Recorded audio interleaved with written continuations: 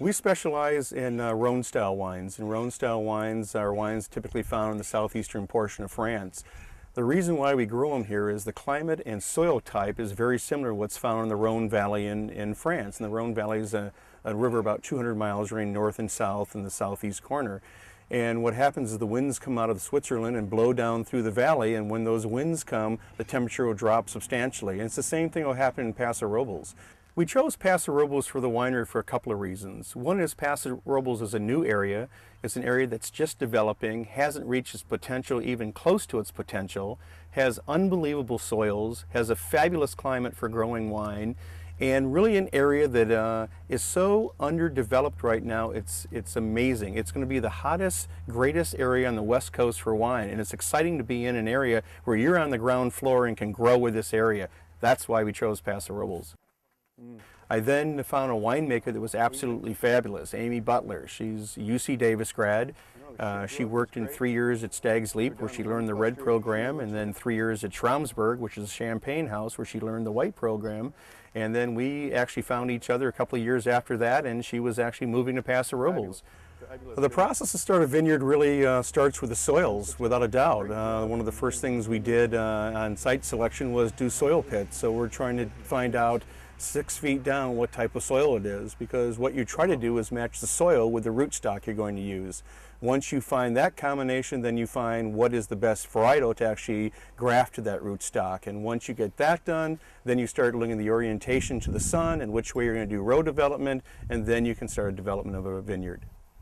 How we decide when to pick the fruit in the vineyards is done in a couple of ways. There's actually pieces of equipment that will actually look at the sugar level or the Brix level of a given varietal. And then the best test is to really walk through the vineyard and taste what the fruit tastes like. The numbers of the pH and the numbers of the Brix levels are great to read, but until you really taste the fruit and see how it's going to taste in your mouth, that's a rough idea of how the wine is actually going to taste itself. What we really want to do is find the best fruit, pick it at the optimal time when the fruit is at the correct ripeness and sugar levels, introduce yeast to it. Sometimes we introduce commercial yeast, sometimes we use native yeast, which is found on the grapes themselves, and then let the yeast do its job. If that takes place the way it should, the winemaker really has to do little work to the wine process, and that's the beauty of making small batch artisan style wine that we make. We try to find the best fruit possible for the Paso Robles area. Sometimes Mother Nature will give us a little more Syrah than we do Grenache, a little more Mourvedre than we do Cinsault. So when we do the blends, we try to find blends that are very appealing, very well balanced wines, very food friendly wines. We don't want to do the huge fruit bombs that really take over the meal. We want wines that really complement the meal. The crush process at the winery is really sort of a fun process. It's where we bring the fruit into the winery to actually start the winemaking process.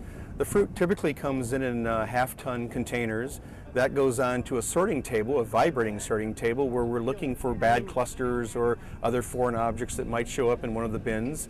And we'll pick out those objects. Once it works its way through that sorting table, it'll go into the destemmer. And the destemmer is a machine that actually takes the berries off the rachis, and the rachis is the stem. So as that process takes place, and those berries, and just the berries, fall onto a secondary sorting table. And on that secondary sorting table, we'll have folks just picking out bad berries.